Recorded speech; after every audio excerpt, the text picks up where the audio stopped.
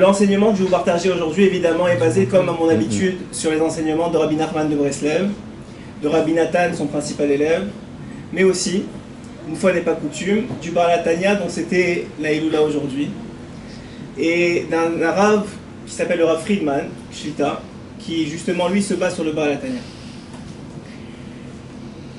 Et le titre du shiur, il est un peu prétentieux, en tout cas un peu ambitieux, on va être plus gentil avec nous-mêmes, il est un peu ambitieux, malgré ce que vous avez vu sur la porte, le chemin du bonheur. Le vrai titre du shiur, c'est la réponse à toutes nos questions.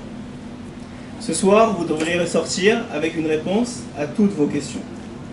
S'il y en a qui manquent, je m'en excuse d'avance, mais en tout cas, on va essayer d'y répondre, et si vous en avez d'autres, on restera pour y répondre aussi, les attachés. Premièrement, j'aimerais partager quelques questions avec vous. Une fois qu'on va les partager ensemble, je vais vous avouer on va en avoir 10, donc ne les retenez pas, on va les reprendre une par une, et vous allez voir comment on va y répondre.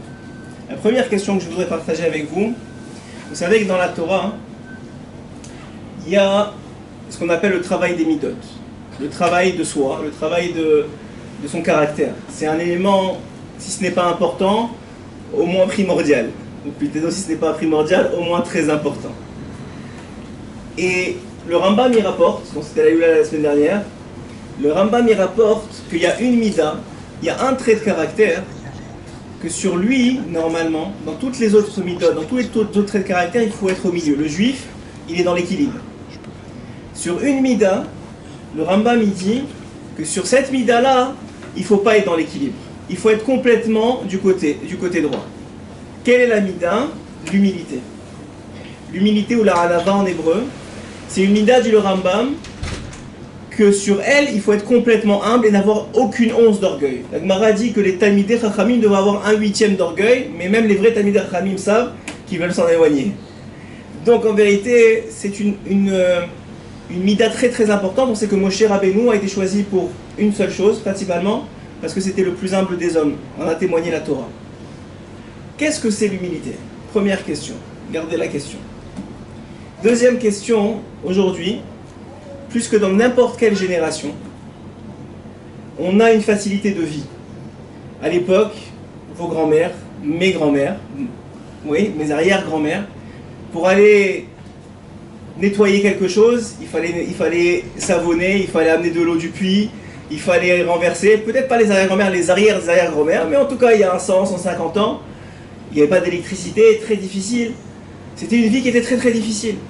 Aujourd'hui, tu appuies sur un bouton et c'est encore trop difficile pour nous.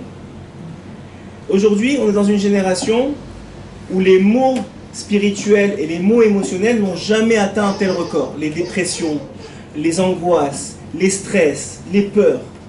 Et pourtant, d'un autre côté, on est dans une génération où ça a l'air de l'extérieur que si on prenait quelqu'un du passé, on l'amenait aujourd'hui ici, il dirait mais vous avez une voiture, vous avez une maison, vous avez du chauffage, mais de quoi vous vous plaignez? De quoi vous vous plaignez, Ribono Shel Olam? On va répondre à la question. Pourquoi aujourd'hui notre génération fait face à une telle dépression, à de tels problèmes psychologiques?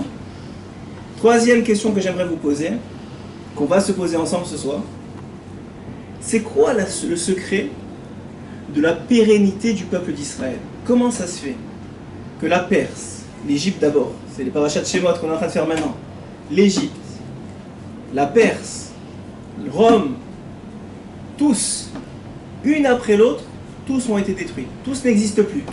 Les Romains, c'est pas ceux qui vivent à Rome aujourd'hui, il y en a plus. Les Perses, pas plus que ça. Et les Juifs, ou plutôt le peuple d'Israël, lui perdure. Il existe encore. On est retourné sur notre pays il y a 70 ans, ou à peu près. Qu'est-ce qui explique une telle chose? Comment ça se fait?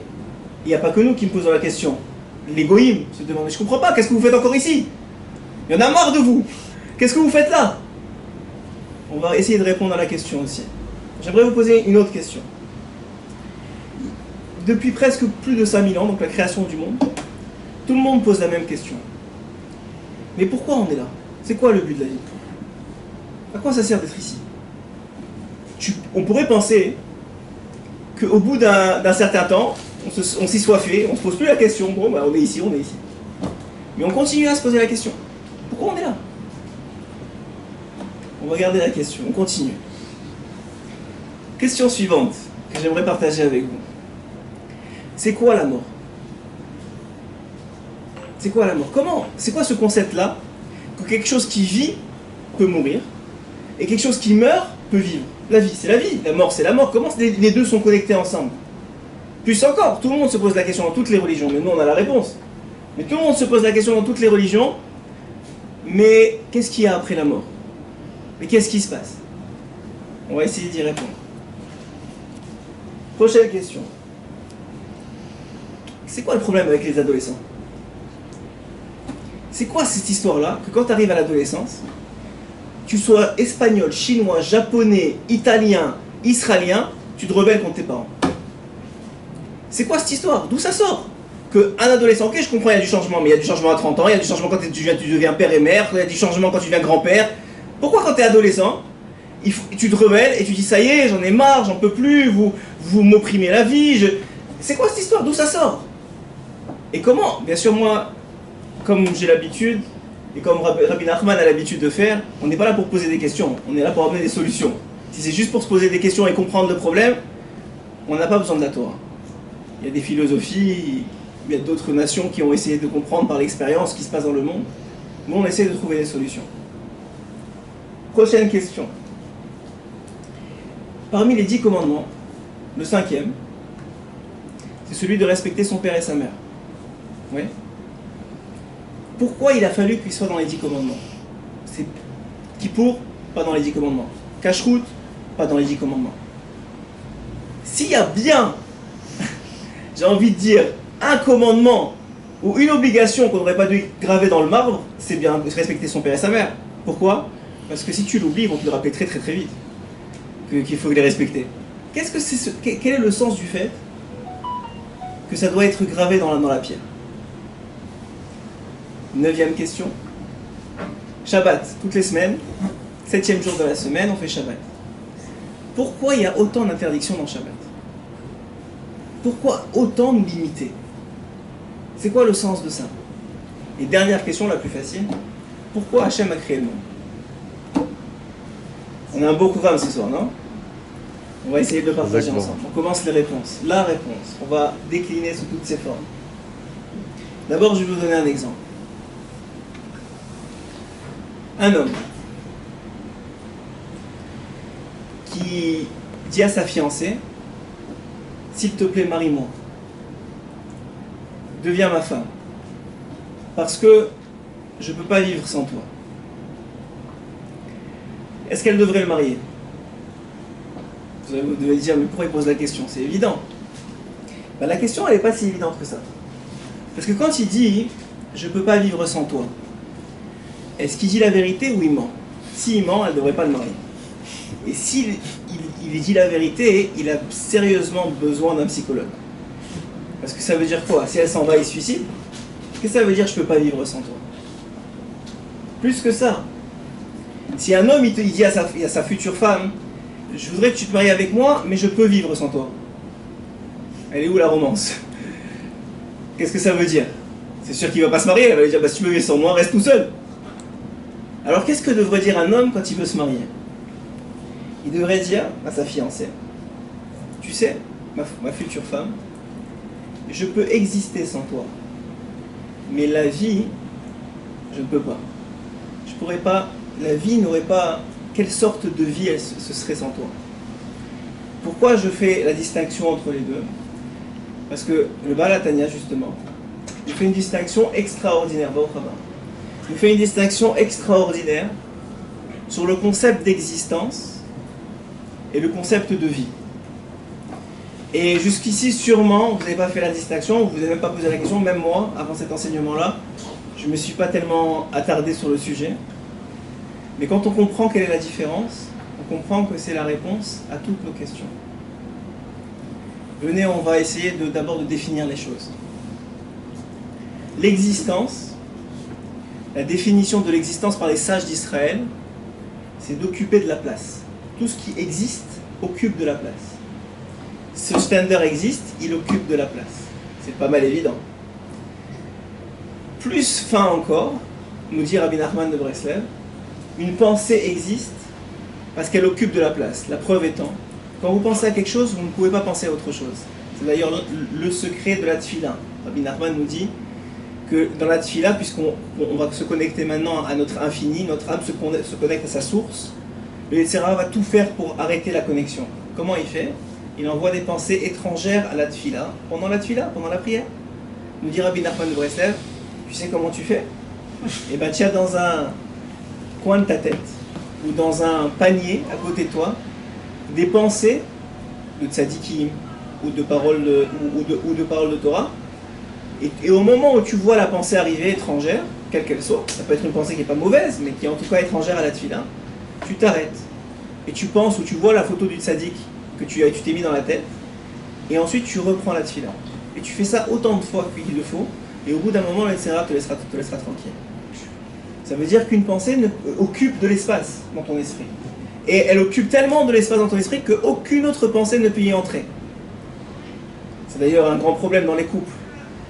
Que des fois, malheureusement, votre femme vous parle et vous êtes en train de penser à autre chose, mais elle le sait tout de suite. C'est pas normal qu'ils réagissent pas. Ouais. Plus encore, les sentiments aussi occupent de l'espace. La preuve, c'est que quand vous avez un sentiment de peur, d'angoisse, de stress, d'anxiété, ça vous annule vos fonctions vitales. Votre cœur réagit à ce sentiment, vos palpitations réagissent à ce sentiment, votre blood pressure, votre niveau sanguin, votre débit sanguin réagit à ce sentiment, physiquement vous réagissez au sentiment. Parce que le sentiment lui aussi occupe une place, il existe. Pour exister, il y a des conditions. Les conditions, elles sont simples. Pour un homme, il faut qu'il mange, qu'il boive, qu'il ait un toit, une famille, un environnement, une synagogue, s'il est juif. Il a besoin de ça pour exister. Sans boire, sans manger 3 jours, sans boire 3 jours, sans manger une semaine, vous finissez par mourir. Ça veut dire que l'existence a des conditions préalables pour la maintenir. Donc Hachem, en vérité, lorsqu'il nous a créés, ou lorsqu'il a créé toute chose, il a créé une existence à la chose. Et une fois que l'existence était créée, il a donné à certains privilégiés, Adam et Chava, une vie. C'est quoi la différence? La différence est énorme, et surtout elle est essentielle. La différence, elle est que la vie, c'est l'influence l'influence que vous avez sur ce qui vous entoure. Ça, c'est la vie. L'existence, c'est la place qu'on prend. Et la vie, c'est l'influence que j'ai sur ce qui m'entoure. L'impact que j'ai sur ce qui m'entoure. Physiquement, j'ai une influence sur ce stander parce que je m'appuie dessus. J'ai une influence, Baruch Hashem, sur vous parce que vous m'écoutez. Ma femme a une influence sur moi parce qu'elle est mariée avec moi. Mon maître, mes maîtres qui m'ont influencé, qui m'ont appris, ont une influence sur moi. Mes parents ont une influence sur moi parce qu'ils m'ont éduqué comme je suis aujourd'hui. Et je les en remercie. Etc. etc. Ça s'appelle la vie. Je vais vous donner des exemples plus concrets pour que vous compreniez. Le feu, l'eau, ça existe. Tout le monde est d'accord, regardez dehors, il y a la pluie qui tombe, tout le monde sait que l'eau existe. Ça veut dire quoi? Ça veut dire que le feu et l'eau prennent de la place. Mais la vie du feu et la vie de l'eau est complètement différente. La vie du feu, c'est que ça brûle, ça réchauffe, ça illumine. La vie de l'eau, c'est que ça nourrit, ça fait grandir, ça pleut sur la tête des gens. C'est ça la vie de l'eau. Donc malgré que les deux choses existent, elles ne vivent pas du tout de la même façon. Et un humain, un homme, de façon générale, un juif encore plus, existe parce qu'il prend une place, mais surtout il vit parce qu'il a l'opportunité d'influencer les autres. Maintenant, la différence entre la vie d'un animal, parce qu'un animal aussi, il influence, si vous avez un chien, il influence son maître, il doit s'en occuper, le sortir le matin. Je souris toujours quand je vais à la prière pour Net à 5h du matin et je vois certaines personnes sortir leur chien en train de faire le tour. Voilà, moi ça me fait sourire. Mais bon, chacun ce qu'il a choisi. Et en vérité, la vraie différence, c'est que tous les êtres humains ont une vie, ont une possibilité de vivre. Mais il y en a qui la choisissent, et par là ils en prennent conscience.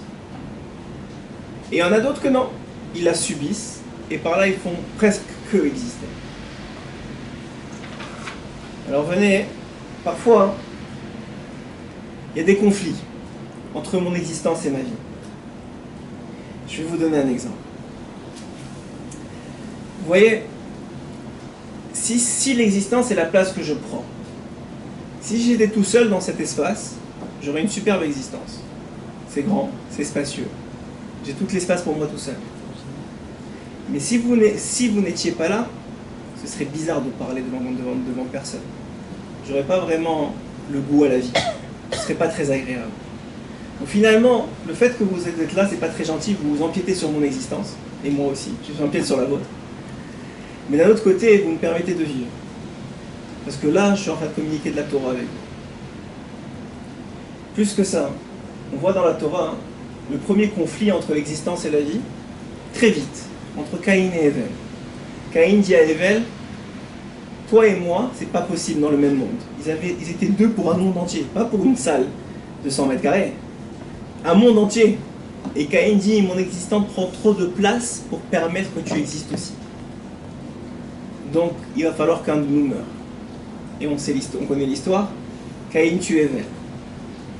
Ça veut dire que déjà, au moment de la création du monde, ce principe de conflit entre l'existence et la vie, c'était déjà présent, et ça n'a fait que continuer. Et encore, Caïn et Hevel n'étaient même pas mariés. Parce que, en vérité, lorsqu'un couple veut se marier, dans les shiurim de préparation au mariage, on devrait leur dire, c'est dommage que ce ne soit pas toujours le cas, mais on devrait leur dire la chose suivante. Premièrement, leur expliquer la différence entre l'existence et la vie. Mais surtout, dire au mari, si on s'adresse au mari par exemple, tu sais, maintenant tu as choisi une femme. Elle va être mes coups d'échette, elle va être réservée à toi.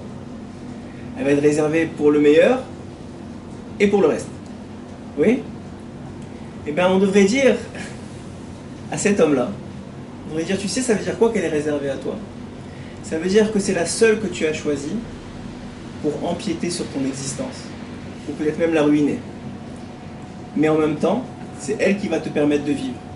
C'est pour ça qu'il y a une mitzvah dans la Torah de se marier. Ben Azaï, dans la Gemara, oui, et Ben Zoma, ils sont tous les deux montés comme Rabbi Akiva au Pardes. Il y en a un qui est devenu fou et l'autre qui est resté là-bas. La Gemara demande pourquoi. Parce qu'ils ne s'étaient pas mariés. Parce que le mariage, ça implique la vie. Et Hachem, il veut qu'on vive. Si vous avez compris ça, on va commencer à répondre aux questions. Quand l'existence est en conflit avec la vie, si vous êtes juif et vous êtes intelligent, vous avez compris qu'a priori, si vous voulez avoir une chance de résister, il faut choisir la vie. Parce que, qu'est-ce que vous allez dire? J'aime prendre de la place. Qu'est-ce que tu as fait cette année? Ben, j'ai pris plein de place. Je suis expert en prenant de la place. Ah ouais, tu t'en vantes en plus?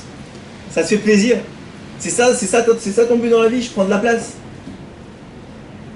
Ça fait pas de sens. Tout le monde se moquerait de cette personne-là. Mais des fois, malheureusement, c'est nous, ces personnes-là. Pourquoi? Parce qu'on n'a pas conscience de ça. On n'a pas conscience que l'existence ne se suffit pas à elle-même. L'existence ne se justifie pas à elle-même. La seule justification de l'existence, c'est qu'elle permet la vie. Venez, on répond aux questions. Première question, si vous ne vous en rappelez pas, je vais vous la répéter. C'est quoi l'humilité? C'est quoi l'humilité, répondez chez Donna? Est-ce que c'est dire je suis nul, je vaux rien, Hachem tu m'as créé, je sais pas pourquoi tu m'as créé, sérieusement je sais pas ce que je fais ici, et puis de toute façon j'ai aucune capacité, et puis de toute façon tout ce que je fais je sais pas bien le faire. Est-ce que c'est ça être humble? Bien sûr que non. Si c'était le cas, Moshe Rabbeinu ne serait pas humble. Moshe Rabbeinu c'est le plus grand sage qui a jamais existé dans le monde. C'est celui qui a transmis, qui a fait le lien entre Hachem et le peuple d'Israël pour donner la Torah au Har Sinaï, qui a sorti le peuple d'Égypte. C'est pas possible qu'il s'est dit tous les jours dans son réveillant, je suis nul. S'il a dit ça, il y a quelque chose qui ne va pas dans l'histoire. Alors c'est quoi être humble? C'est quoi cette qualité extraordinaire qu'on demande à chacun et que sans elle, tu ne peux pas devenir un grand Torah, et sans elle, tu ne peux pas devenir un bon mari, et sans elle, tu ne peux pas devenir un bon père, et sans elle, tu ne peux pas devenir un bon membre de communauté. C'est quoi cette qualité? Eh bien, la qualité, elle est très simple. Tu sais ce que tu dois annuler pour être humble? Ton existence, jamais ta vie. La Torah ne dira jamais que la vie ne vaut rien. C'est un livre du Rav Sitruk. Ouais. Rien ne vaut la vie, c'est bien le contraire. Donc la Torah ne dira jamais que la vie ne vaut rien.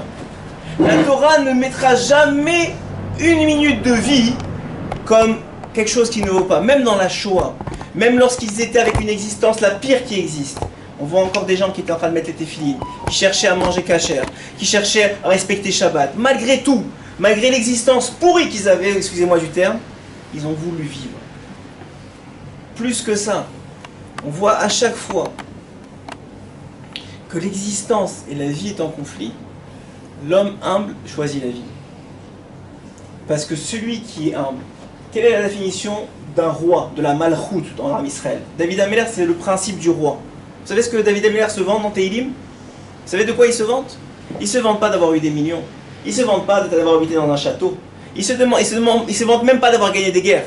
Vous savez de quoi il se vante, David Améler? Qu'il n'a pas dormi la nuit pour prier, pour chanter à Hachem, et qu'il vérifiait le sang des Nida. C'est ça de David Améler se vante. Rien d'autre. Ça veut dire quoi? Ça veut dire ma vie elle a été consacrée à toi et aux autres. J'ai vécu Hachem. J'ai pas existé. J'ai vécu. Et tous les tzadikim, la raison pourquoi c'est des tzadikim, et la raison pour laquelle on s'en rappelle encore aujourd'hui, c'était le Baal HaTanya, on en parle encore aujourd'hui. La semaine dernière, c'était Rabbi Yaakov Aborsera, la Saïloula, on en parle encore aujourd'hui. Il y a plein de monde en Israël qui fait la Saïloula. La semaine prochaine, c'est Baba Saleh, il y aura plein d'Iloulat partout. Pourquoi on se rappelle d'eux? Seulement parce qu'ils ont vécu, pas parce qu'ils ont existé. Parce qu'ils ont laissé un impact. Ils ont laissé des livres, des enseignements, des miracles. Ils ont laissé des prières. Ils ont laissé des souvenirs importants. Et un homme, c'est ce qu'il laisse. Il ne laissera jamais son existence quand il part de ce monde. Il laissera sa vie, ses enfants, s'il a des élèves, ses élèves, ses enseignements, sa tzedaka, tout ce qu'il aura fait de bien. Donc vous comprenez très bien que l'humilité maintenant, c'est pas de dire je suis nul, bien au contraire. C'est de dire Hachem il m'a donné toutes les capacités pour aider et impacter le monde entier. Mais par contre, mon existence, elle ne vaut rien. Si je ne la mets pas au service, si je ne mets pas au service mon corps et mon argent et mon temps au service d'améliorer ce monde, à quoi sert-il? À quoi je sers? Exister, c'est j'ai besoin. Vous savez, les enfants, ils existent. J'ai besoin de ça, et achète-moi ça, et j'ai besoin de ça. Ça s'appelle exister. Et on ne peut pas leur en vouloir.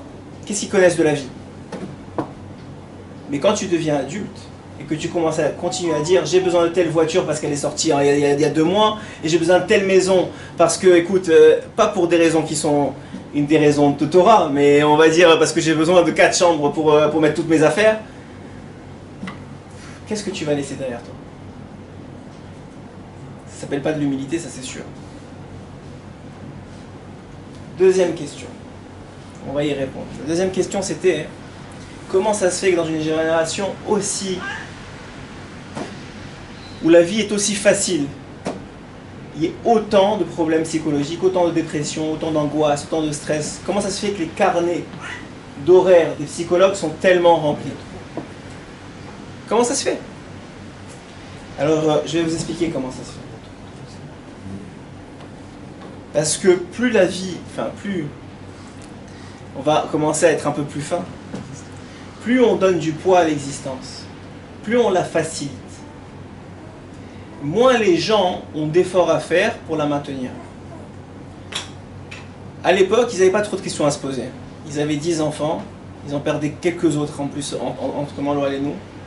Ils n'avaient pas le choix d'aller faire 3 km aller, 3 km retour, ça leur prenait une journée. D'ailleurs, la halakha nous dit, c'est Takana Tezra, qu'on ne doit pas faire la lessive normalement à l'époque.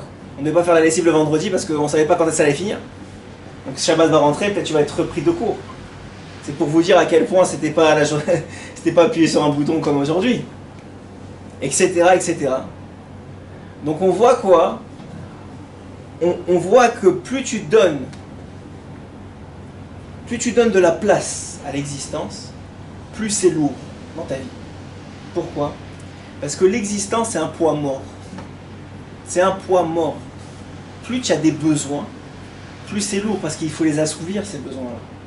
Et le problème avec les besoins, c'est qu'une fois que tu les as assouvis, tu en as d'autres, plus grands. C'est un peu comme la drogue. Quand tu commences, tu sais jamais quand ça va finir. Tu commences à 1 gramme, puis il t'en faut 2, puis il t'en faut 3.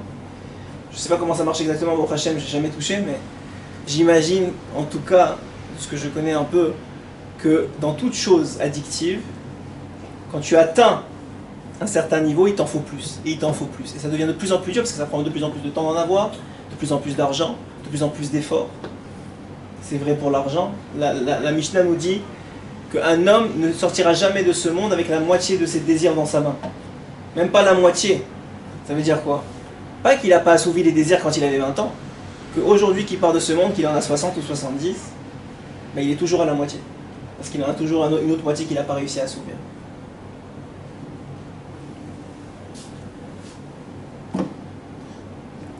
Alors c'est quoi la solution?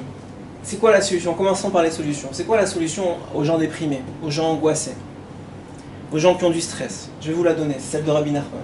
Je ne peux pas vous en donner une autre. Et je pense qu'elle vaut de l'or. Si vous êtes venu juste pour entendre ça, et que vous avez quelqu'un dans votre entourage qui a atteint plus ou moins de ça, et qu'on se sent, surtout si c'est des gens proches, complètement dépourvus de moyens. On voit ces gens-là souffrir. Vous savez que quand vous avez un déprimé qui va chez le médecin lui fait un check-up complet, il lui fait une vérification complète. Et qu'est-ce qu'il lui dit à la fin? Monsieur, vous avez rien. Comment j'ai rien? Je ne peux pas me lever le matin, j'ai du peur de sortir de chez moi, j'arrive pas à faire un coup de téléphone. Je dis, ben, c'est dans votre tête. Qu'est-ce qu'il devrait lui répondre, le malade? Je dis, ben, si c'était dans mon pied, ça ne me dérangerait pas. C'est parce que c'est dans ma tête que ça prend tellement de proportions. Donc qu'est-ce que ça veut dire? Quand vous avez quelqu'un comme ça, et que vous ne savez pas comment faire, je vais vous donner la solution de Rabbi Nachman. Rabbi Nachman, il dit, tu prends cette personne-là, et tu n'as pas peur. Tu lui dis dans le blanc des yeux, tu sais, tu n'as pas de quoi avoir peur, tu n'as pas de quoi être stressé, tu n'as pas de quoi être déprimé, ta vie elle est très bien. Ta vie elle est extraordinaire. Mais quoi? Mais je suis malade. Ok, mais regarde tous les autres autour de toi. Tu sais quoi? Trouve-toi quelqu'un qui a des vrais problèmes, et commence à t'en occuper. Et tu vas voir que très vite, tu vas sortir de ta dépression. Parce que quand tu vas commencer à donner à l'autre, à penser à l'autre, et pas juste à tes petits problèmes à toi, même s'ils sont très grands, et pas juste à ta propre personne, tu vas commencer à partager de la Torah, tu vas commencer à créer des shiurim, tu vas commencer à investir dans l'autre, dans ton couple, dans tes enfants, dans ta communauté, tes problèmes ne seront plus aussi lourds qu'avant. C'est obligatoire. Vous savez pourquoi? Parce qu'une fois qu'on s'occupe de l'autre, qui c'est qui s'occupe des nôtres? Hachem Yitbarach. Hachem Yitbarach, toi tu t'occupes de mes enfants? Viens, aussi grand que soient tes problèmes, je m'en occupe. Tout ce que tu veux, vas-y, mets sur mon dos. Toi tu passes ton temps à t'occuper de mes enfants. Toi tu penses pas à toi. Toi tu es humble. La Torah elle dit, la Gemara elle dit, un orgueilleux et Hachem, ils ne peuvent pas être ensemble tous les deux. Pourquoi? Parce que l'orgueilleux, il a trop d'existence, il prend trop de place. Il ne laisse pas la place à Akadosh Baruch Hu. Il laisse pas ce qu'on appelle le Chalal HaPanouï en hébreu. Le Chalal HaPanouï, c'est l'espace vide. Les gens qui n'ont pas d'émouna, ils travaillent des dizaines et des dizaines d'heures pour accomplir une existence qu'ils ne profitent même pas. Peut-être même pas leurs enfants en profiteront, peut-être c'est l'État qui en profitera. Ils travaillent, ils se tuent, ils investissent. Et puis, ils arrivent à un âge où c'est le temps de prendre la retraite, et là, n'en parlons même pas ce qu'il leur arrive. Qu'est-ce que tu as fait de ta vie? Elle est passée où?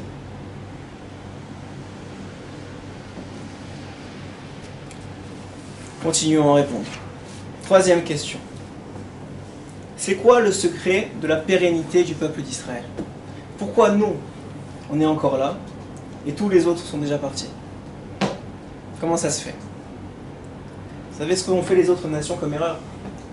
Les autres nations, aussi puissantes, grandes, extraordinaires qu'elles ont été, elles n'ont cherché qu'une seule chose: garantir leur existence. Elles ont conquis, elles ont construit, elles ont ce que vous voulez, elles ont acquis pour une seule raison: exister. Mais l'existence est un poids mort. Donc si tu pars dans ce path-là, tu pars dans ce chemin-là, c'est sûr que tu vas finir par mourir. C'est sûr que tu n'y resteras pas.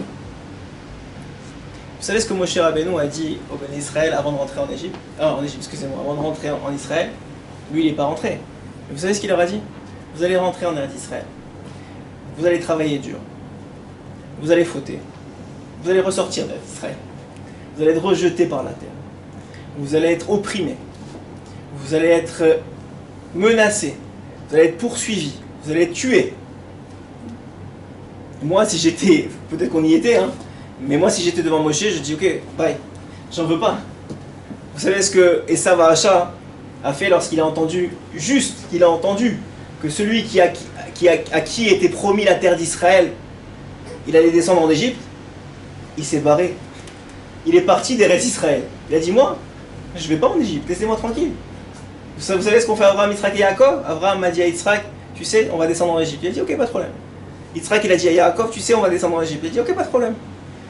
C'est Yaakov il a dit à ses enfants, tu sais, on va descendre en Égypte. Ils y sont descendus. Ils ont dit ok, pas de problème. Pourquoi? Parce que qu'est-ce qu'ils peuvent nous faire? Au pire, ils vont atteindre notre existence. Mais ils n'atteindront jamais notre vie.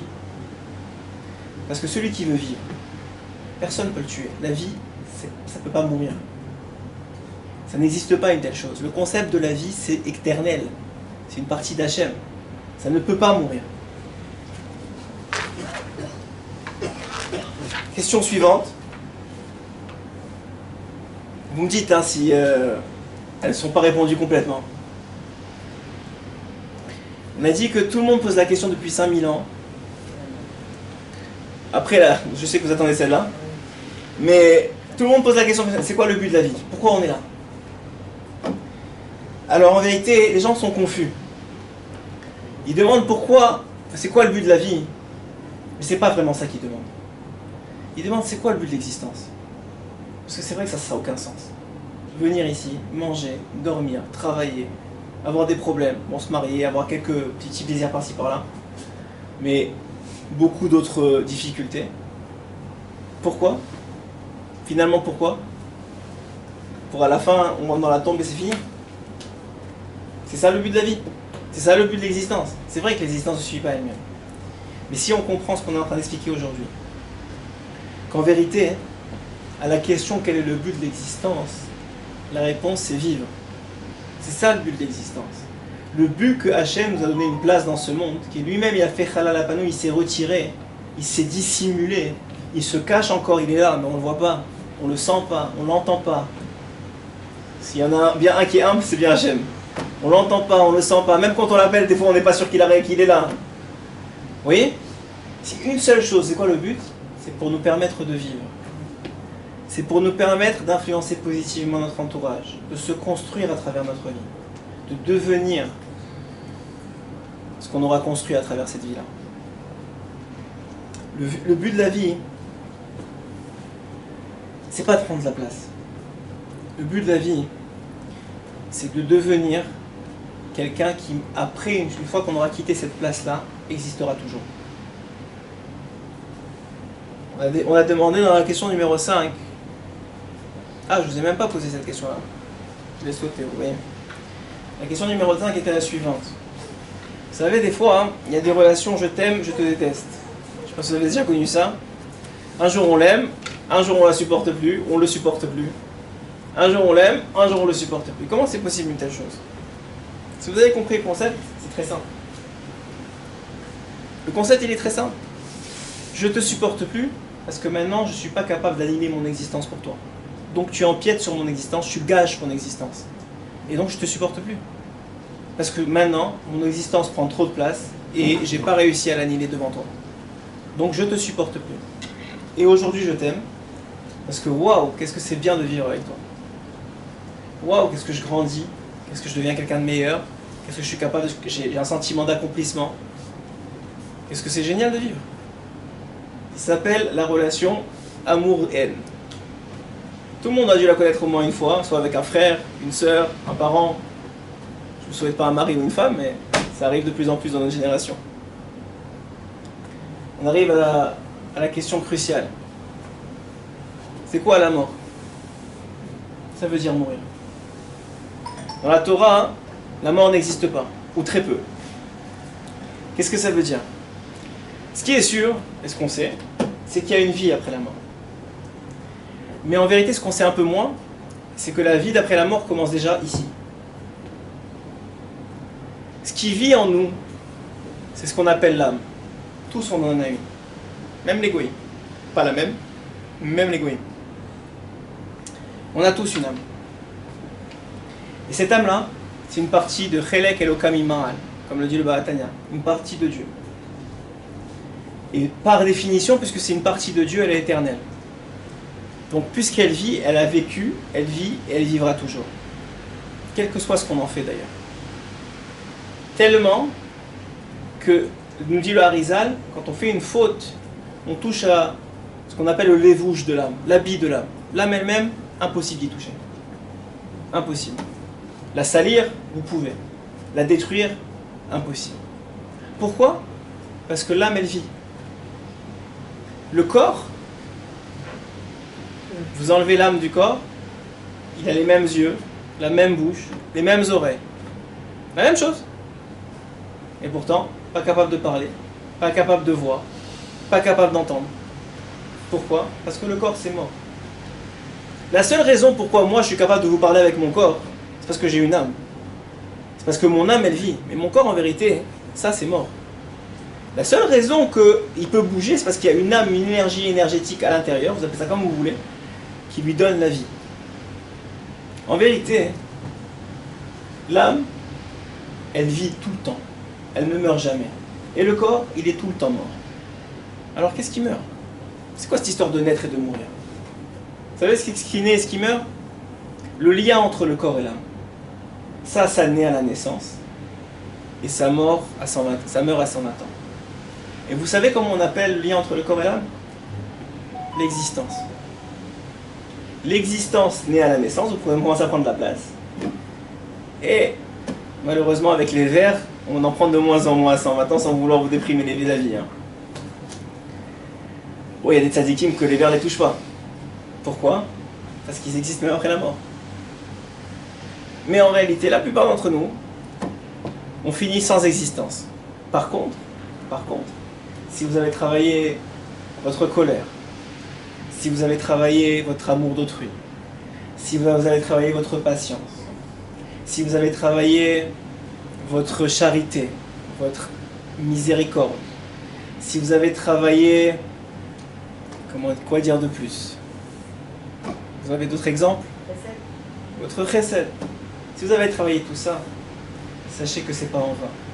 Parce que celui qui va en profiter à 120 ans, c'est vous. C'est votre âme. Pour l'éternité. Madame disait, mais pourquoi nous on est venu jusqu'ici avec la pluie? C'est enregistré. C'est vrai que c'est son corps qui s'est déplacé. Mais c'est celle qui va profiter pour l'éternité de ce déplacement-là, c'est la vie qu'elle a créée en se déplaçant ici. De par le fait que moi je suis très content qu'elle soit là, et donc ça me permet en moi d'améliorer mon shiur. Dit Rabbi Nachman que lorsque quelqu'un prend la parole pour partager de la Torah, même si c'est entre deux personnes, un ami, ce qu'il dit, c'est ce qu'on appelle le Or Choser. Il envoie une lumière, et puis la lumière, elle va dicter par la réponse énergétique, neshamatique, on pourrait dire, de la personne qui est en face. C'est-à-dire, si le shiur est bon, c'est parce que vous êtes extraordinaire. Sinon, je suis désolé pour vous. Mais en réalité, c'est ce que explique Rabbi Nachman dans Sichot Haran. Quand tu parles à quelqu'un de Torah, même s'il ne comprend rien, c'est d'ailleurs le secret du Zohar, c'est connu que le Zohar, même le lire sans le comprendre, ça nettoie la neshama. Pourquoi? Parce que, en réalité, lorsque tu parles à quelqu'un de Torah, même si lui il ne comprend rien, sa neshama comprend. Et sa neshama te renvoie. Pour ceux qui sont allés au Man, ils savent que l'existence n'existe presque plus. On ne pense pas à dormir, on ne pense pas à manger, on ne pense pas à boire, on ne pense pas à rien d'autre qu'à notre vie. On veut manger la vie, on veut avaler la vie, on veut profiter de la vie, on veut en prendre plein. On veut prier, on veut crier à Hachem, on veut embrasser les autres, on veut s'enlacer, on veut aider. Tu as besoin de quelque chose, viens, je te prête mon truc, viens, je te donne ça. Tu as besoin de quelque chose, viens, t'as pas tes affaires, viens, je te donne les miens. Le gars avec plein de tatous que tu jugerais dans tous les pays du monde, à Ouman, tu as envie de l'embrasser et de dire qu'est-ce que tu as bien fait de venir ici, mais c'était incroyable. Et tu ne le connais même pas. Pourquoi? Parce que Hachem, par le srout du tzaddik, il annule l'existence pour privilégier la vie. Et ce sentiment-là, pour ceux qui l'ont connu, il est indescriptible. Il est inoubliable. Et on en veut encore et encore et encore tous les ans. On continue. Maintenant que j'ai passé la Ouman dans l'histoire, on peut continuer. Alors, on continue. On a dit, finalement, il y a une Gemara. Mon ami Achar Cohen, ce shiur que je vous donne, je l'ai partagé avec ma Kehila à Tetvav ce Shabbat et à Ashdod. Et à la fin du shiur, un ami à moi, il me dit la chose suivante, ce que je vais vous dire. C'est une Gemara dans ma Masechet Brachot. D'ailleurs, tu le connais, il est avec moi. Alors, il me dit comme ça, dans ma Masechet Brachot, Daviut Tet, Amoudbet, là-bas c'est écrit comme ça. Il y a une question à savoir, est-ce que quand on parle de ce monde, on est encore conscient de ce qui arrive, de ce qui se passe ici, de ce qui arrive avec nos enfants, notre famille, nos amis. Est-ce qu'une fois qu'on est en haut, on est conscient de ce qui se passe ici ou pas? La Gemara répond, oui, on est encore conscient. Masechet Brachot. Le problème, c'est qu'il y a une autre Gemara, Masechet Sota 34b. Vous irez voir si vous voulez vérifier. Là-bas, la Gemara dit que celui qui part de ce monde, il n'a plus conscience de ce qui se passe ici. C'est terminé. C'est coupé. Il n'a plus d'existence. Il vit l'éternité. Il profite d'Hachem, de la lumière d'Hachem. C'est ça le là-bas. Profiter de la lumière d'Hachem, de ce qu'on a acquis, des pages de Gemara qu'on a acquis, des pages de Torah qu'on a acquis, des bonnes actions qu'on a faites. On profite. On ne peut rien faire d'autre. On ne peut pas avancer, on ne peut pas bouger, si ce n'est, nous dit la Gemara dans Masechet Rosh Hashanah, par le mérite de nos enfants ou de nos élèves. Ce qu'on a laissé derrière nous finalement. Ça, c'est la raison pour laquelle la Masechet Rosh Hashanah explique que tous les ans, les vivants et les morts sont jugés. La Gemara demande pourquoi les morts sont jugés. Ils ont été déjà jugés quand ils sont partis de ce monde à 120 ans. La Gemara dit parce que leur statut évolue en fonction de ce qu'ils ont laissé derrière eux. Dans le bien et dans le pas bien. D'accord? Alors, il y a quand même une contradiction. Deux Gemarot, Masechet Brachot, Masechet Sota. L'une dit qu'on est conscient lorsqu'on parle de ce monde, de tout ce qui se passe ici. L'autre dit, on n'est plus conscient de ce monde lorsqu'on part d'ici. Rabbi Yonatan Abshitz, c'est un grand sage. Il répond à la contradiction. Et il dit la chose suivante. Ceux qui sont conscients de ce monde, c'est parce qu'ils sont occupés de ce monde. Ça veut dire, ils sont occupés des gens qui y vivent. Ils sont occupés de leurs enfants, ils seront conscients de ce qui va se passer avec leurs enfants, même à 120 ans. Et s'il y a quelque chose qui ne va pas, ils seront prêts à prier pour Akadosh Baruch Hu. Regarde, moi j'ai fait ça dans ma vie, je t'en supplie. Aide mon fils, mon petit-fils, mon arrière-petit-fils, mon arrière-arrière-petit-fils. Et c'est sûrement la raison pour laquelle aujourd'hui il y a tellement de tchouva. Parce qu'il y a des arrière-grands-parents, des grands-parents qui en haut prient pour nous. Et supplient Akadosh Baruch Hu de prendre leur mitzvot pour que nous on puisse en faire plus. Pour que nous on revienne, pour que nous on ne quitte pas le derrière de la Torah. Dans une génération aussi difficile que la nôtre. À ce niveau-là en tout cas. Et pour ceux qui ont vécu que pour eux-mêmes, à quoi ça sert qu'ils sachent ce qui se passe dans ce monde? De toute façon, ils ont vécu que pour eux. Donc finalement, ils n'ont laissé aucun impact derrière eux. Si c'est comme ça, ils n'ont que existé. L'existence, c'est mort. Donc eux, non, ils ne seront pas conscients de ce qui se passe de ce monde après la mort. Question numéro 7. Pour les parents, ça devrait être une bonne question pour vous. Qu'est-ce qui se passe avec les adolescents? C'est quoi le problème avec les ados, sérieux? C'est quoi? Il y a une piqûre à un moment, hein, quand tu arrives à... Aujourd'hui, c'est de plus en plus jeune en plus. Avant, c'était 16-17 ans. Aujourd'hui, c'est rendu 11-12 ans. Si j'ai pas envie de dire 8, ça veut dire qu'à un moment, il y a quelque chose qui va pas. Qu'est-ce qui leur arrive? C'est quoi cette rébellion? Vous savez que si vous demandez à un ado, c'est quoi ton problème? Dans toutes les langues du monde, hein, ils vont te répondre la chose suivante. Mes parents me ruinent la vie. Mes parents, ils me ruinent la vie. Je ne peux pas vivre avec mes parents. Vous savez sur quoi ils se trompent? C'est que leurs parents, ils ne peuvent pas leur ruiner la vie. Vous savez pourquoi? Parce que la vie, c'est inruinable. Je ne sais pas si ça se dit en français, mais je vous le dis. Ça ne se ruine pas, la vie. La vie, ça vient en une seule forme. Et cette forme-là, elle est géniale. Ça ne peut pas être mauvais. Donc ce qu'ils veulent vraiment dire, c'est mes parents, ils me ruinent mon existence. Plus encore, non seulement que la vie, elle est géniale, mais le problème avec les ados, c'est qu'ils n'en ont pas. Ils n'ont pas de vie, ou presque pas, parce qu'ils ne peuvent pas avoir d'influence sur les autres. Positive, impacter, faire ce qu'ils veulent pour pouvoir impacter les autres, c'est très difficile.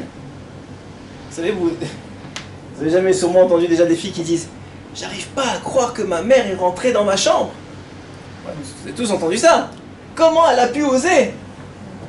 Ta chambre? Et puis quand tu payes un loyer?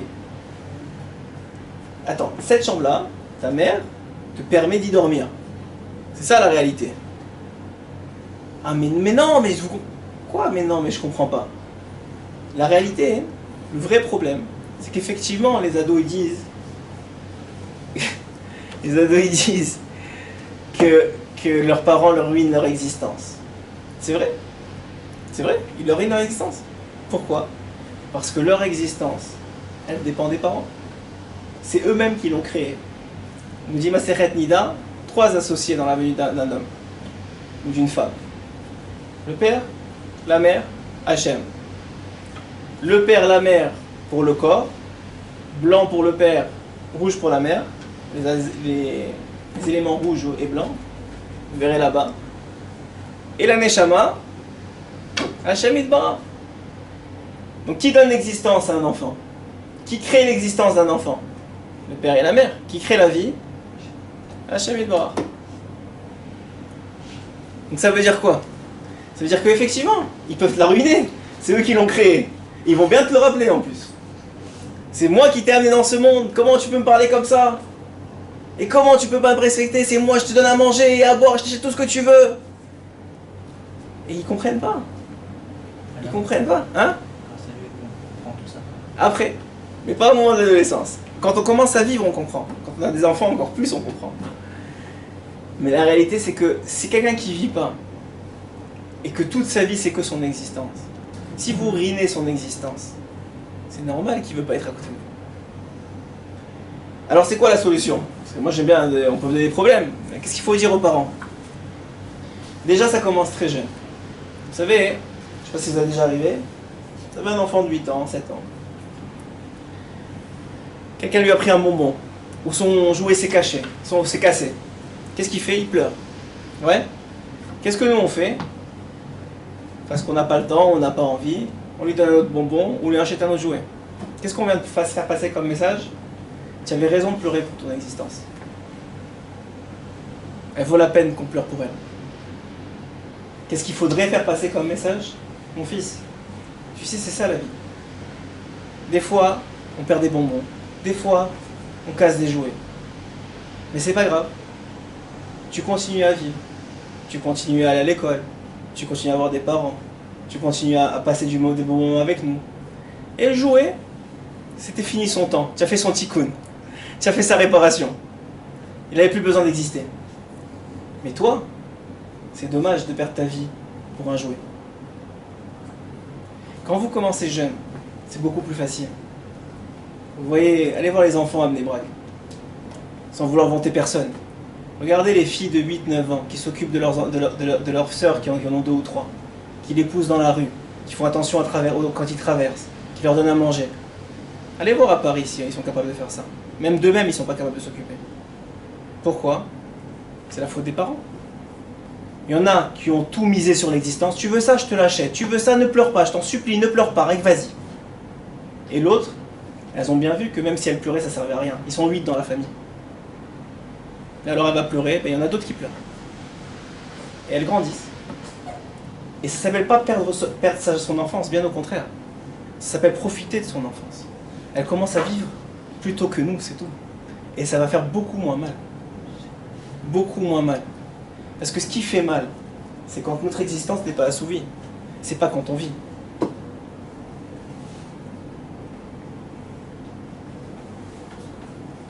C'était quoi la prochaine question? 8. On est à la 8 là? Hein? Des parents. Pourquoi c'est dans les 10 commandements? Ah, très bien. Merci d'avoir noté.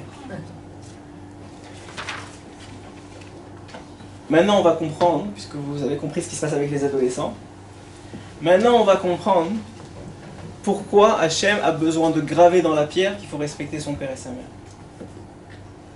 Parce que si vous comprenez que ton père et ta mère va obligatoirement empiéter sur ton existence, tu n'auras pas envie de les respecter. Parce que c'est ton existence. Et si ça a de la place pour toi, et si tu prends de la place, ça ne marchera pas. Donc Hachem est obligé de te rappeler, tu sais, tu dois respecter ton père et ta mère. Non seulement tu dois les respecter, parce que Ani Hachem, parce que c'est moi qui te le demande. Et vous savez c'est quoi la récompense? La Torah nous dit, honore ton père et ta mère, et tu vivras. Tu vivras. Ça veut dire quoi? Si tu respectes ton père et ta mère alors qu'ils te pourrissent l'existence, c'est parce que tu es en train de vivre. Tu n'es pas en train d'exister parce que c'est pas naturel. Vous savez c'est quoi vivre? Vous savez quand vous avez un pauvre qui passe devant vous, il a besoin d'argent, ça va très mal dans sa vie. Et vous regardez dans votre poche et vous donnez la somme que vous donnez. Cet argent-là, vous auriez pu faire autre chose avec. Aller au restaurant, acheter un cadeau à votre femme, ce que vous voulez. Vous avez choisi de le prendre et de le donner à quelqu'un d'autre pour améliorer son existence. Vous savez ce que ça vous a gagné? La vie. C'est pour ça que cet acte-là, il est éternel. C'est pour ça que vous allez l'emporter avec vous à 120 ans. C'est pour ça que la meilleure façon d'envoyer de l'argent au noir au Olam Haba, c'est la Tzedaka. Pourquoi? Parce que c'est la vie. Vous avez outrepassé vos besoins pour le besoin de l'autre. Pour assouvir et respecter le besoin de l'autre. Ça s'appelle la vie. Alors bien sûr qu'on ne peut pas tout donner, parce que nous aussi on a besoin d'un minimum d'existence. Bien sûr qu'il y a des moments avec des parents où il faut mettre les distances.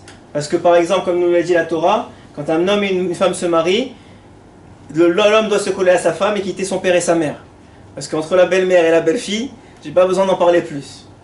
Ça veut dire quoi? Ça veut dire qu'effectivement, bien sûr, on entend que si maintenant tu ne peux pas vivre à cause que tu n'as pas d'existence, c'est juste que tu n'es pas encore au niveau, c'est tout. Et ça se respecte. On n'a pas dit maintenant que celle qui ne peut pas respecter sa mère, c'est mieux qu'elle s'en soit éloignée et qu'elle ne l'insulte pas, plutôt qu'elle vive avec elle et qu'elle lui crie dessus. À quoi ça servirait? Mais d'un autre côté, elle doit savoir qu'elle doit grandir en vie et diminuer en existence pour un jour être capable. Que ça ne la dérange plus tellement, que sa mère piétine son existence.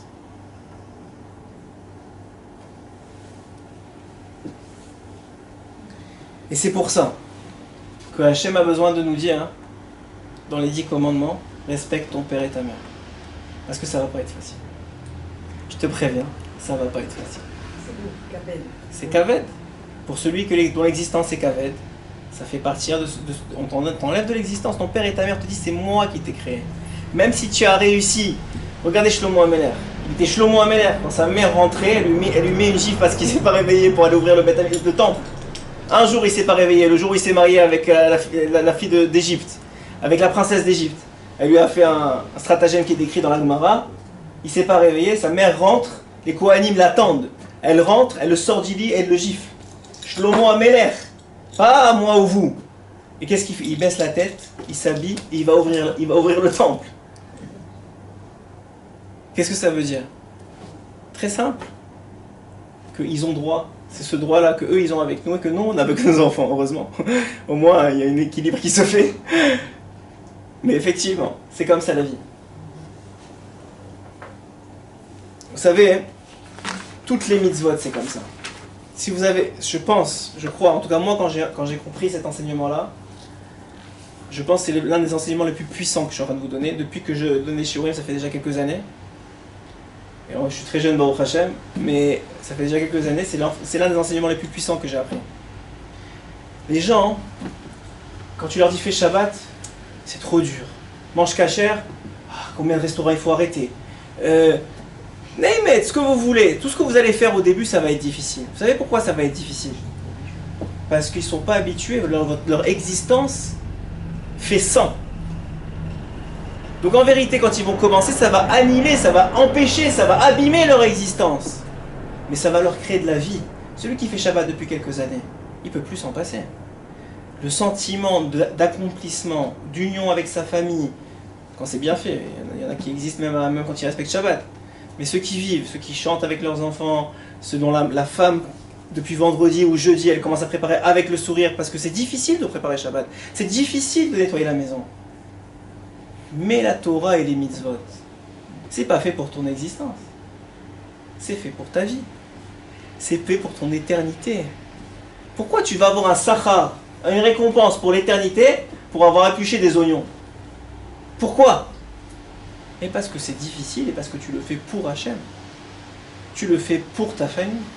Parce que toi, 3 carottes et une tomate, et t'es tranquille. Et j'ai pas besoin. Ou je vais acheter, on m'a acheté encore, c'est aussi de l'argent, donc c'est aussi un investissement. On va dire 3 carottes, une tomate, c'est bon. Non, vas-y, va, fais les courses, à 11h du soir au Sherad, vas-y, coupe, prépare, et tu veux que ce soit exactement bon, un plat pour le fils, un plat pour la fille qui revient ce Shabbat à la maison, et un plat pour le mari, parce que lui n'aime pas comme ça. Oh, d'où tu vas?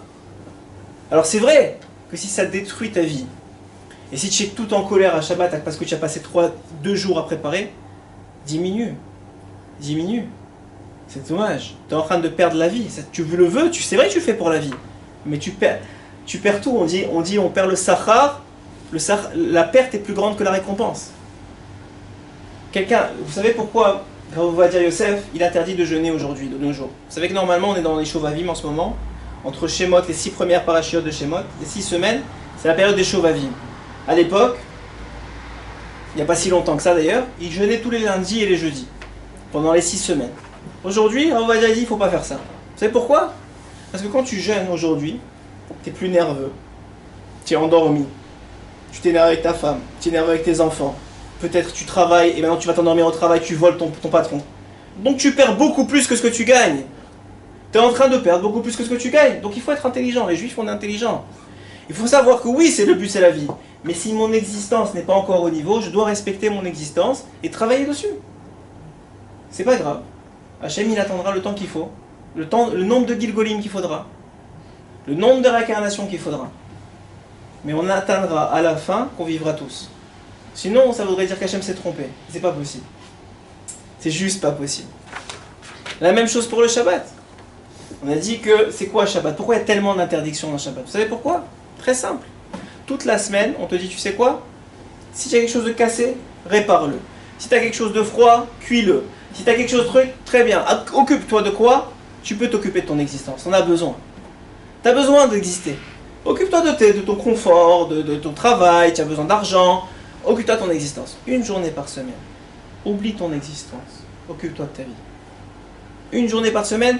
Si tu as oublié de chauffer le poisson, bah tu le mangeras cru. C'est pas grave. 1 journée par semaine, accepte que Hachem gère le monde dans ses moindres détails. Et accepte que ton existence est parfaite. Ah, je suis malade, c'est quand même parfait. Ah, c'est difficile, j'ai pas tellement d'argent, c'est quand même parfait. Vous savez, moi j'étais toujours, depuis petit, j'étais toujours impressionné. J'habitais au Maroc pendant 18 ans. J'étais toujours impressionné que des hommes de très petites conditions financières, on va l'appeler comme ça, des menuisiers, des charpentiers, des gens qui n'avaient pas beaucoup d'argent, quand ils arrivaient le jour de Shabbat, quand tu les voyais rentrer à la synagogue, on dirait que c'était les plus riches du monde. Ils étaient habillés avec les meilleurs habits, les meilleures chaussures, le petit chapeau là qui vient avec. Et tu avais l'impression que c'était des rois. Comment c'est possible une telle chose? Parce que le Shabbat c'est fait pour vivre, c'est plus fait pour exister. Dernière question. Après on passera au vôtre. Dernière question. Pourquoi Hachem a créé le monde? Pourquoi tout ça? Pourquoi les chaises? Pourquoi les tables? Pourquoi la pluie? Aujourd'hui on se demande pourquoi. Ouais, pourquoi la pluie? Pourquoi nous? Il était très bien tout seul. Hachem il est parfait.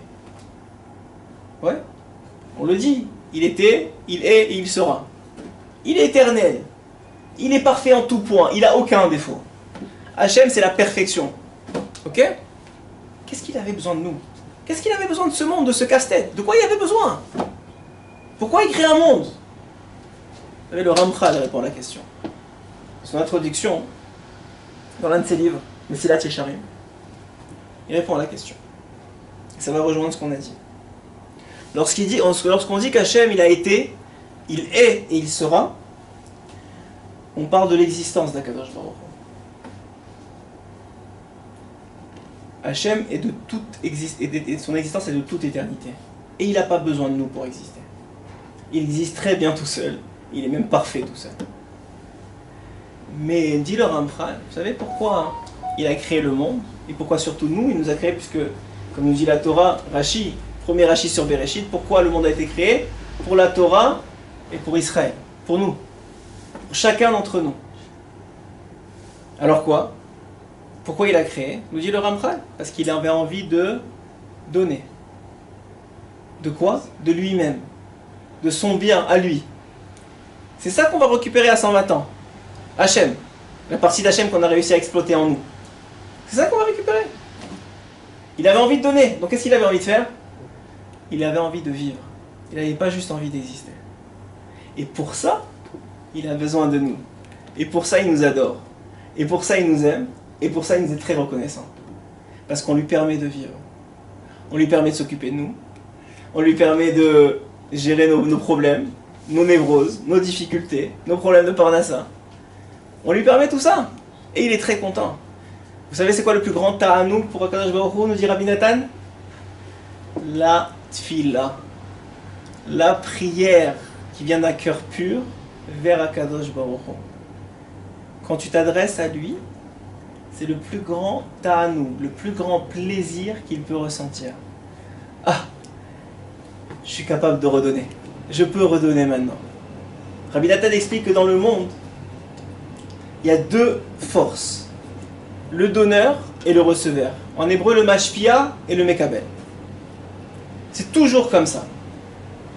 Dans un couple, ça peut être un jour l'un, un jour l'autre. Dans une relation parent-enfant aussi, d'ailleurs. Ouais. La vie, on dit, elle tourne. La roue, elle tourne. Mais avec Hachem, Rabbi Nathan demande, si c'est vrai pour tout, qu'est-ce que Hachem reçoit? Il nous donne tout. La vie, le souffle, la santé, la parnassa, il donne tout. Mais qu'est-ce qu'il reçoit? Dit Rabbi Nathan, Mekabel tfilot shel Am Israël. Il reçoit les tfilot, les prières de Am Israël. Quelqu'un qui ne prie pas n'est pas vivant. Il n'est pas vivant, tout simplement. La prière, c'est la source énergétique de notre vie. Rabbi Nachman, il a dit, tu sais comment tu deviens tzaddik? Parle à Hachem tous les jours. Attends, mais non, je vais jeûner, je vais me réveiller à net. Non, laisse ça de côté. Ça va arriver de toute façon. Parce que si tu pries, ça va arriver. Mais commence par parler avec Hachem tous les jours. Parce que lui, il va te régler tous tes problèmes. Parce que lui, il attend qu'une seule chose, que tu lèves la tête au ciel. Vous savez pourquoi hein? On dit dans la bracha, quand on a bu de l'eau d'ailleurs, j'ai un peu soif, mais quand on a bu de l'eau, c'est quoi la bracha à la fin? Pour une nefashot rabot, ve. Qu'est-ce que ça veut dire chesronam en français? Les manques. On bénit Hachem pour nos manques. C'est quoi cette histoire? Merci Hachem de m'avoir créé avec des manques. Mais tu résumes au contraire, Hachem, pourquoi tu ne m'as pas créé parfait? Vous savez pourquoi on le bénit pour nos manques? Parce que c'est nos manques qui nous forcent à prier. C'est nos manques qui nous forcent à lever la tête. Vous savez comment on règle nos manques? Lève la tête avant que ça arrive. Prie avant que ça arrive. Parle avec Hachem. Ça n'arrivera pas. Il n'y a pas besoin que ça t'arrive. Parce que tu n'as pas besoin de lever la tête. Tu la lèves tous les jours. C'est pas plus compliqué que ça. C'est très difficile à faire. Parce qu'il y a un grand Yetzerara. Il sait bien que c'est notre seule solution. Akol kol Yaakov ve'yadayim yedei Esav. Le seul pouvoir, le vrai qu'on a, c'est notre parole. C'est le seul pouvoir qu'on a. Et en vérité, si vous avez compris ça, vous avez compris à peu près tout. Pourquoi les gens font des crises de quarantaine? Parce qu'ils ont mis toute leur vie sur l'existence et que là, ça leur suffit plus. Pourquoi un gars qui gagne au loto, il se suicide quelques années plus tard ou il divorce? Mais il a gagné au loto. Il a toute l'existence qu'il veut. Mais maintenant qu'il a tout ce qu'il veut dans l'existence et qu'il n'a jamais créé de vie, à quoi ça sert de vivre? Etc, etc, etc. Vous pouvez la décliner, j'ai essayé. à peu près à toutes les sauces. On est là pour vivre, et heureux celui qui vivra. Merci. Bravo.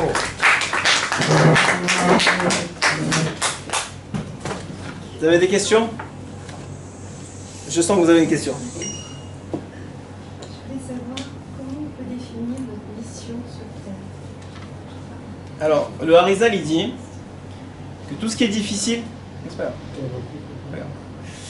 tout ce qui est difficile pour un homme, c'est la raison pour laquelle il est venu. Par exemple, c'est difficile pour un homme d'être calme. C'est donc que son tikkun, c'est la colère. Par exemple, c'est difficile pour un homme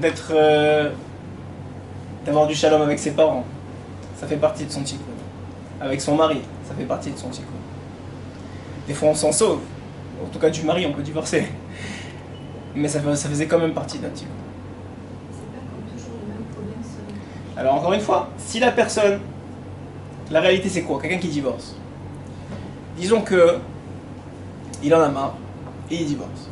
Donc il pense qu'il s'est sauvé du problème. Bizarrement, vous parlez aux gens divorcés qui se sont remariés, ils ont les mêmes problèmes. Ils ont juste plus la force de divorcer. Ils ont les mêmes problèmes. Pourquoi? Parce que le problème, c'était pas la personne en face de toi, c'était toi. Donc c'est effectivement, quand tu ne fais pas... Quand tu ne réussis pas une épreuve, Hachem est obligé de te la renvoyer. Parce que tu es venu pour ça. Et si ce n'est pas dans cette vie, ce sera dans une autre. Donc autant le faire vite et bien et facilement. Parce que plus on attend, plus il répète l'épreuve, plus elle est difficile. Plus c'est dur de la réparer. Rabbi Nachman, je suis obligé de vous le dire quand même. Rabbi Nachman dit, écoutez Moharan, Kouf Pechet, celui que je t'ai fait lire à Ouman, dit la chose suivante.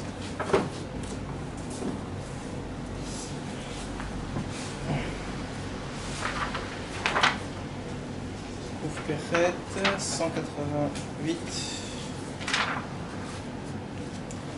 Da, sache, chez Tsarech Linsoar le Tzadik, il faut voyager chez le Tzadik. La Chazor al Avedato, pour récupérer ce qu'on a perdu. Qui kodem chez Yotze Adam la Avira Olam, parce que avant qu'un homme vienne dans ce monde.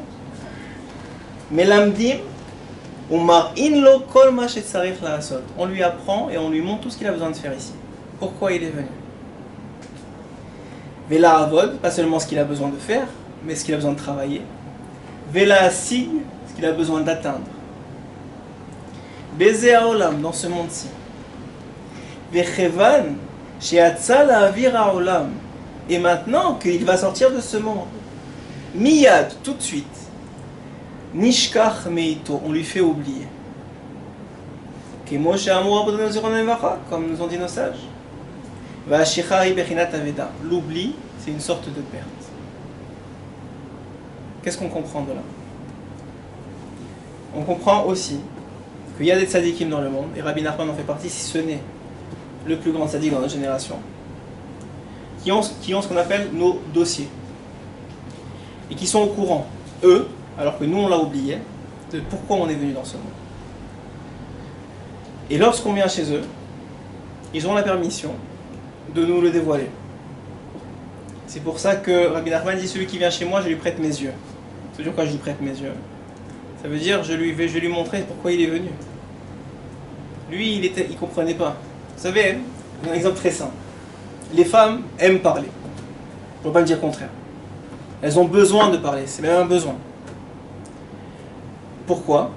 La Torah nous le dit. Sur 10 conduits de parole qui est descendu dans le monde, 9 ont été réservés aux femmes, ont été récupérés par les femmes. Et il y en a même qui disent à la blague que le 10e, elles l'ont volé à leur mari. C'est juste une blague. Ouais? Si ma femme rigole, ça doit être vrai. Ok? Donc, en tout cas, 9 ont été pris par les femmes. Est-ce que c'est pour qu'on leur dise, on leur reproche toute la journée, mais vous parlez trop? Est-ce que vous croyez que c'est pour ça? Bien sûr que non. Vous savez pourquoi? Parce que les femmes ont un tikkun avec la parole. Elles doivent réparer leur parole. Comment? Arrêter le lachon hara, arrêter la médisance, arrêter le parole d'autrui, commencer à parler de Torah, commencer à parler de construction avec leurs enfants, avec leur mari. C'est pour ça qu'elles ont la parole. Pas pourquoi on leur reproche toute la journée, mais pourquoi tu peux t'arrêter pas de parler. Et c'est vrai pour tout. Rav Yitzhak Besançon expliquait au nom de Rabbeinu Akadosh que nos défauts cachent nos meilleures qualités. Si vous avez un défaut, c'est parce que vous avez le potentiel de la qualité qui va avec. Si vous êtes coléreux, c'est parce que vous pouvez devenir quelqu'un de très patient. Et quand vous allez le devenir, vous êtes quelqu'un d'extraordinaire. Extraordinaire. Si vous êtes radin, c'est parce que vous pouvez devenir quelqu'un de très généreux. Le Rambam il dit un shekel à la fois. Si vous avez 1000 shekels, séparez en 1000 fois et redonnez parce que vous allez habituer. Pourtant, c'est plus facile d'aider quelqu'un qui a besoin de 1000 shekels en lui donnant 1000 shekels. Non, donne-lui un shekel. Il trouvera les 900 autres, de toute façon c'est Hachem qui lui donne. Il trouvera les 990 autres ailleurs. 99 autres ailleurs. Par contre, toi, tu vas faire 1000 fois l'action de tzedaka. Et donc, ça va te changer à toi. Et la raison pour laquelle lui, il a besoin d'argent, c'est pour te changer à toi. C'est pas parce que lui, il a besoin d'argent. Lui, c'est son tikkun. C'est une tikkun de Emouna, que l'argent, il n'est pas là et qu'il faut quand même croire au Hachem. Mais il y a un autre tikkun. C'est le tien. Que s'il n'était pas là, ton avarice, tu la travaillerais pas. Donc en vérité, tout est un tikkun. Chaque fois que c'est difficile, chaque fois que vous voyez qu'il y a une épreuve qui revient, comme vous avez dit, chaque fois que vous voyez que... Alors des fois c'est incompréhensible. C'est pour ça que c'est un bon conseil d'aller chez le tzaddik. C'est un bon conseil d'investir quelques centaines de shekels, quelques jours de sa vie, pour être dans les papiers du tzaddik. Parce qu'à ce moment-là, vous êtes sous sa coupe. Lorsque vous êtes sur sa coupe, c'est pas moi qui le dis, c'est lui. Il est capable de vous transmettre les réponses à des questions que vous ne savez même pas que vous aviez. D'autres questions? Merci vraiment beaucoup d'être venu. C'était pas facile ce soir, surtout avec la pluie. J'espère que vous aurez appris quelque chose et que ça vous enseignera. Si vous avez compris ce qu'on a dit, transmettez-le. Chazak U'Baruch.